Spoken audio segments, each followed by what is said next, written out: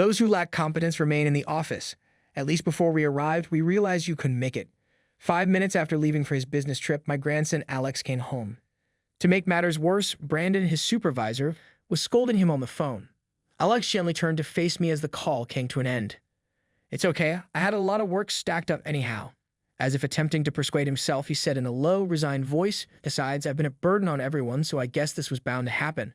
He was obviously psychologically exhausted. "Brandon's inappropriate actions will not be ignored. Let me do it. This will be handled by me. You performed admirably." After taking out my phone, I tapped on Brandon's number in my contacts. "William is my name. I'm in my 60s and work as a manager and investor for local companies. I started out as an entrepreneur and created my own firm, but I had to walk aside from managing my business 5 years ago to care for my wife after she became unwell. I had more than enough money when I sold the business completely. I could start anything fresh, but I didn't have the drive to start something from scratch after my wife died 3 years ago. Nonetheless, people's need for social fulfillment is innate. Even though I no longer had the energy to launch my own business, I came to the realization that I could invest in businesses whose mission aligned with mine. The majority of these are local companies. I get a kick out of seeing my neighborhood prosper. In addition to being financially invested, I get to supervise operations and participate in decision-making, which allows me to put some of my previous business acumen to work. Actually, I've assisted in saving a number of businesses that were about to fail. I feel a little pleased of what I've accomplished because my grandson, Alex, works for one of those firms. He did well, my wife is probably saying as she watches from above. Growing up, Alex, my daughter's only kid, didn't spend much time with his parents. Because she frequently worked night shifts and lost her spouse early, my daughter, a nurse, didn't have much time to spend with him. Alex lived with my wife and me for the most part. I'm proud to have brought him up in his father's footsteps. He developed into a good-natured and responsible young man, and I was pleased when he got a position at one of the businesses I had invested in. However, things felt strange since his second year there. He appeared troubled even at home, so I wanted to see how he was doing. "Alex, how's work going these days? You're always working in your room after hours. Work-life balance is important, you know. I always stress to the companies I invest in that profitability is important, but valuing employees is even more crucial. The companies I invest in often have noble ideas but are struggling financially when they receive funding at the brink of bankruptcy. Many business owners become overly focused on generating profit in an attempt to revive their operations, but that approach always leads to failure. No matter how profit-driven a company is, it's run by people. A business that neglects its employees' well-being will collapse sooner or later. That's why I always make it clear before investing that I expect them to take care of their employees. If Alex and others are struggling, that's a bad sign.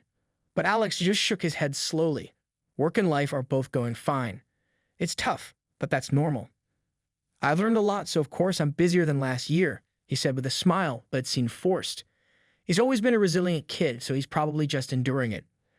Concerned about Alex, I pressed further. Even so, you shouldn't overwork yourself. If you break down, none of it will matter. I should talk to your president, Mr. Anderson, and have them review how things are managed. Alex shook his head at my words. Please don't. If they find out I'm related to an investor, Mr. Anderson and Brandon will start treating me differently, and I have no idea how my coworkers would see me. I'll handle this myself. Just let it be for now. I have the right to intervene if I felt management was failing, but if exercising that right would make things harder for Alex, then what was the point? After some thought, I decided to ask one more thing. I see, but you were getting paid for all that extra work, right? You're even bringing work home. How's that being handled? That's one thing they can afford to mess up. Seriously, don't worry about me. I'm not a kid anymore. I felt uneasy because I didn't get a response right away, but for now, I decided to trust what Alex had said. The president of Alex's company, Mr. Anderson, is passionate about work and pursuing profits, but he has an old-school sports club-like mindset that doesn't quite fit the modern era. I resonated with the company's vision of contributing to society, so after several discussions, I decided to invest in it. He seemed to understand my concern, so I wanted to believe that he wasn't neglecting his employees. Since I have opportunities to visit the company and attend meetings, I'll be able to assess the situation firsthand. Feeling uneasy, I watched Alex as he headed back to his room. Even though I trusted Alex, my worries didn't go away. Alex's routine after coming home from work is usually to have dinner, take a bath, and then retreat to his room. However, that day he went straight to his room as soon as he got home. Finding it odd, I quietly stood outside his door and held my breath. I could hear some kind of voice coming from inside. Was he on the phone with someone? I felt bad about eavesdropping, so I stepped away and waited for the conversation to end. But no matter how long I waited, Alex's call didn't seem to be ending. Just when I thought it was finally over, it sounded like he had started talking to someone else. Feeling uneasy, I gently knocked on his door and stepped inside, only to find him wearing headphones and a mic typing on his computer while speaking. Waiting for the right moment, I said, "That's enough. Stop it now." Startled, Alex flinched and turned around. "How long have you been standing there? I'm working right now, so if you need something, can we talk later?" His voice trailed off, meaning there was something he didn't want me to know. I understood that, but I was too worried about my grandson. More than that, I was starting to sense a real problem with the company I had invested in. "You're just home from work, and what exactly is this job? Is this even something you're supposed to be doing?" Alex's company isn't a big corporation, so although he was hired as a systems engineer, he sometimes has to do administrative tasks or even sales. I was aware of that, but what he was doing now was more like customer service. This was clearly beyond the scope of his job, making employees work all day and then forcing them to handle calls and chats after hours. What kind of company does that? Some people prefer night shifts due to their lifestyle, but that's a different matter. Making full-time employees do this is unacceptable. Just as I was seething with anger, Alex's work phone vibrated. "Is that a work email? Let me see." "Come on, don't do this. I'll check it myself." I could tell he didn't want to worry me, but his face looked pale, as if he were on the verge of collapsing. "No," I said firmly, something I rarely do, and took his phone to check the email. What I saw made me unconsciously mutter, "This is awful." The email was from someone named Brandon. The message read, "Is your work going smoothly? The most important thing is trust with our customers. Whenever you receive an inquiry, respond sincerely and provide a satisfying answer. Since you understand the inner workings of the company, you should be able to reply immediately. Once you get used to it, I'll increase your workload, so make sure you handle everything as quickly as possible." After reading it, I looked up at Alex. He had already guessed that it was from Brandon and immediately started making excuses. The customer service reps have been quitting one after another lately. It's just until they can hire replacements. I'll manage somehow. I felt like shouting, "Are you kidding me? How could they dump this burden on their employees? Unbelievable." But there was no point in scolding Alex. I placed a hand on his shoulder and spoke calmly. "There is no job worth sacrificing your health for. First, eat something and take a bath." But Alex hesitated, and I didn't give him a choice. I pushed him out of the room. Then I let out a deep sigh in front of his computer. I needed to arrange a meeting with Mr. Anderson as soon as possible. With that in mind, I started making preparations. The following week, I was surprised to find Alex at home in the middle of a weekday. "Day off today?" That's rare for a weekday. The city won't be as crowded as the weekend. It could be a good chance to refresh, or you could just relax at home. I spoke in a lighthearted tone, but Alex's face remained gloomy. I waited silently, and eventually he started speaking in a low voice. "Actually, I asked for the morning off today. I wanted to go to the hospital." A flood of questions filled my mind, so I voiced my concerns. "Are you feeling unwell? Why not take the whole day off instead of just the morning? Also, which hospital are you going to? I'll drive you." I knew I was being overly protective, but Alex rarely admitted to feeling weak. If he was saying this, it must be serious. As expected, Alex shook his head. "I'm an adult. You don't have to be so overprotective. Besides, since we're short-staffed, they told me to go back to work as soon as I'm done at the hospital." "Was it Brandon who told you that?" Alex slowly nodded. "Unbelievable. What kind of manager forces a sick employee to come in after a hospital visit?" Fury surged inside me, and my voice trembled as I spoke. "That man needs to be replaced. But first, I need to hear the full story." I reached for my phone, but Alex quickly snatched it away. "Please don't. I don't want to look like someone who can't even stand up for himself. If things get too hard, I'll tell Brandon myself, and if he doesn't listen, I promise I'll talk to you about it." His pleading tone left me with no choice but to nod. I already had a meeting scheduled with Brandon soon. At that time, I'd get the chance to hear his thoughts directly. I would wait until then to confront him. However, when Alex returned from the hospital, I discovered something unexpected. I had assumed he was dealing with a cold or something minor, but that wasn't the case. I realized this when he was getting dressed for work in his room. His wallet was left in the living room, and though I knew it was wrong, my curiosity got the better of me. I wanted to know which hospital he had visited. I expected to find the hospital card from the place he went to today. As expected, his hospital card was inside. But when I saw the name of the hospital, I was stunned. It was a psychiatric clinic. He had reached a point where he had no choice but to seek professional help. I knew that getting an appointment at this particular clinic was difficult. Even if you managed to schedule one, the waiting time was often over a month, and many patients gave up before they could even see a doctor. For Alex to have gone through all that just to get treatment, his struggles must have been overwhelming. Just then, his personal phone vibrated, signaling an incoming message. It wasn't his work phone. Was it Brandon still pushing him even in his private time? Already feeling restless, I didn't hesitate to check the screen. To my relief, the message wasn't from Brandon. The sender was someone named Emily, and the message read, "Were you able to go to the hospital? I hope everything went okay. Please take it easy today." Was she a colleague? Knowing that someone at work cared about my grandson gave me a bit of reassurance, but my patience had reached its limit. I walked straight into Alex's room to confront him.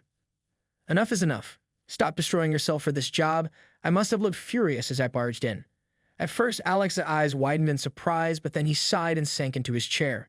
"So you saw it," he admitted. "My health issues are real. I went to a general physician first, but they couldn't figure out what was wrong. That's why I was recommended to this hospital. Today," here Alex said, handing me a patient card from a nearby clinic, proving that he had been seeing a general physician. It showed that he had indeed visited a general physician about a month ago. "And you know, I told you about the company trip coming up, right? I've actually been looking forward to it. I don't want to ruin the atmosphere, so please don't do anything drastic." With that, Alex simply said, "I'm heading out," and left for work. I stood there holding his medical card and could only manage to say, "Take care," as I watched him go. Since then, Alex hadn't shown any signs of exhaustion or emotional distress, so I decided to just keep an eye on him as usual. The day of the company trip that Alex had mentioned arrived in no time, and he left with a cheerful smile saying, "I'm off." Although Alex was surely exhausted from constantly being on edge at work, the company trip should have given him a chance to relax. I also hoped that Emily, the colleague who had sent him a message earlier, would be going on the trip as well. I was looking forward to hearing about his experiences when he returned. But only 5 minutes after leaving the house, Alex was back. "What happened? Did you forget something?" I asked with a smile. But Alex's expression was dark. "Did something happen?" I asked, and after a moment of hesitation, Alex slowly began to speak. "A coworker just called me saying my name isn't on the list for the trip." Before he could finish, his phone started ringing. When he saw the caller ID, he let out a deep sigh and picked up the call. From the speaker, I could hear Brandon's amused voice. "The incompetent ones stay behind at the office. At least you figured out you weren't coming before reaching the meeting point, huh?" Completely drained of energy, Alex responded with a few half-hearted acknowledgments before ending the call. Then he turned toward me. "I guess it's for the best. I had work piling up anyway. Besides, I've been a burden to everyone, so it can't be helped." He spoke in a quiet, resigned voice, as if trying to convince himself. Then, with tears welling up in his eyes, he rushed to the bathroom and didn't come out. Seething with anger, I slowly walked to the bathroom door. From the other side, I could hear his muffled sobs. He was clearly at his breaking point. Brandon would have to face the consequences of his actions. "Leave it to me. I'll take care of this." "You did well," I said as I pulled out my phone and opened my contact list, selecting Brandon's number. The ringing went on, but there was no sign of him picking up. The thought of him laughing with his colleagues while making Alex the butt of a joke only made my blood boil even more. I had already obtained the contact information from Mr. Anderson, the president of Alex's company, intending to have a direct conversation with him at the right moment. But right now, I had something to say to Brandon. I called again and again and again. I wouldn't stop until he answered.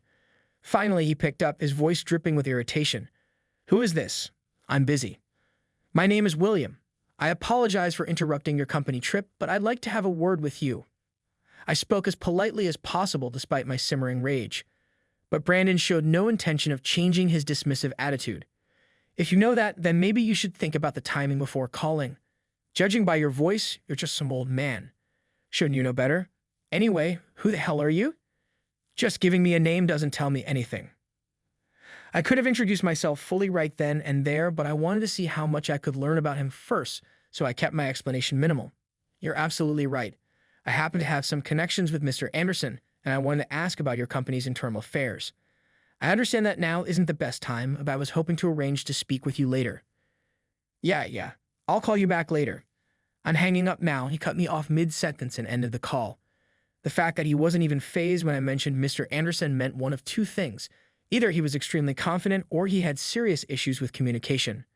Still fuming, I immediately called him back. "Persistent old man, aren't you? I told you to leave it for later," he yelled so loudly I had to pull the phone away from my ear. But I stayed calm and went straight to the point. "If you answer just this one question, I won't call again today. What do you think of your employees? My grandson thought he was going on the company trip, but you told him the incompetent ones stay behind. Is that correct?" There was a brief silence before Brandon let out a chuckle. "Oh, I get it. You're not some business contact, you're Alex's grandpa, huh? What a joke. Imagine running to his grandpa because he can't handle work. Pathetic. Answer my question. What do you think of your employees? Your subordinates? My grandson is mentally exhausted because of you. I let my irritation show, but Brandon scoffed mockingly and said, "Calm down, old man. No need to get so worked up. I see my subordinates as disposable pawns. If your little boy can't handle it, we'll just hire a new recruit. That's how business works." Hearing those words, I made up my mind. You're fired. Don't bother coming to work tomorrow. When I made my declaration, Brandon fell silent on the other end of the phone. Then, after a brief pause, he suddenly burst out laughing. Fire me? And what exactly can an old man like you do? File a complaint or something. After thinking for a moment, Brandon smirked and said, his tone laced with amusement, "Oh, I know. We have a customer support department. Why don't you give them a call? Tell them, fire Brandon. I'm sure your dear grandson will handle your requests with the utmost care." With that, he hung up. I had no reason to continue speaking with him. I had already decided Brandon was an unnecessary presence in the company I had invested in. I immediately started making calls to the necessary parties to take appropriate action. A few days later, at my request, a meeting was arranged with Mr. Anderson, the president of Alex's company. I also invited Alex's colleague Emily to the meeting. She would surely provide an honest account of the employee situation. I had specifically asked Emily to join us because I believed she would honestly share the realities of the workplace. No one besides Mr. Anderson knew the purpose of the meeting, so the others sat there clearly confused. So, Mr. Anderson, what exactly is the agenda for today? Since you told us we discuss it on the spot, I haven't prepared anything, Brandon asked nervously. But Mr. Anderson remained silent. I had asked him to observe and understand the situation before speaking. I apologize for taking up your time. The reason for this meeting is due to my strong request. My name is William. It's a pleasure to meet you. I introduced myself. Brandon's eyes widened in realization. I thought your voice sounded familiar, William. So you're Alex's grandfather. Huh. Although he maintained a polite tone in front of Mr. Anderson, his eyes clearly showed his disdain. It irritated me, but soon, Brandon would be facing his own reckoning. He needed to be held accountable.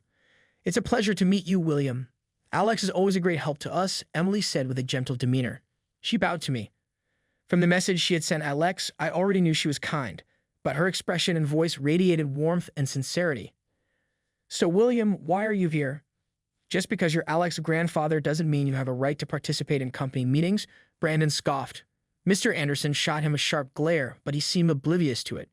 I was sure Emily shared the same question, so I finally revealed my position.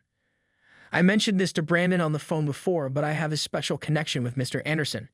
In fact, I have invested a significant amount of money into this company, which gives me the right to voice my opinions on its management. As I slowly explained this while glancing at each person in the room, both Brandon and Emily looked shocked. Unlike Emily, who was merely surprised, Brandon had gone pale, and I could see beads of sweat forming on his nose. Wait, really? So the person who stepped in and helped when our company was struggling financially, that was you? Brandon turned to Mr. Anderson for confirmation.